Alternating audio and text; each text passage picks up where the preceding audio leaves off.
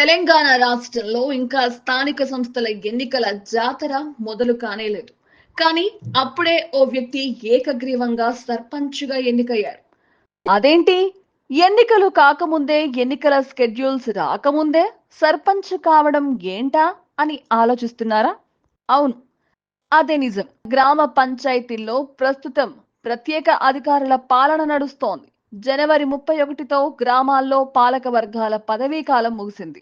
దాంతో గ్రామాల్లో అభివృద్ధి పర్యవేక్షణ అంతా ప్రత్యేక అధికారులే చూస్తున్నారు. సర్పంచుల పదవుల నుంచి తప్పుకుని 8 నెలలవుతోంది. అయితే ఇంతవరకు స్థానిక సంస్థలకు ఎన్నికలు నిర్వహించలేదు.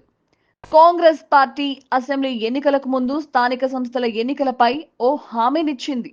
బీసీ కులగణన చేపట్టిన తర్వాతే లోకల్ ఎలక్షన్లు నిర్వహిస్తామని ప్రకటించింది. దీంతో కాంగ్రెస్ పార్టీ అధికారంలోకి వచ్చింది. ఇప్పుడు కూడా బీసీ కులగణన పూర్తయిన తర్వాతనే ఎన్నికలు నిర్వహించేందుకు ప్రభుత్వం సిద్ధంగా ఉందని మంత్రులు చెప్తున్నారు.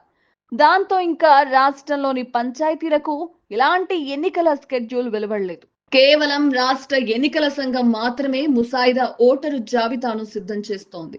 ఇంకా పంచాయతీలకు నోటిఫికేషన్ ఇచ్చి స్కెడ్యూల్ ద్వారా ఎన్నికల తేదీలను ప్రకటించనున్నారు. ఇంతలోనే వరంగల్ జిల్లాలో ఓ ఆసక్తికర పరిణామం చోటు చేసుకుంది. పంచాయతీ ఎన్నికల ప్రాసెస్ రాకముందే ఓ వ్యక్తి సర్పంచ్గా ఎన్నికయ్యాడు. వరంగల్ జిల్లా చెరువు కొమ్ముతండా సర్పంచ్గా ధరావత్ బాలాజీని అక్కడి ప్రజలు ఏకగ్రీవంగా ఎన్నుకున్నారు.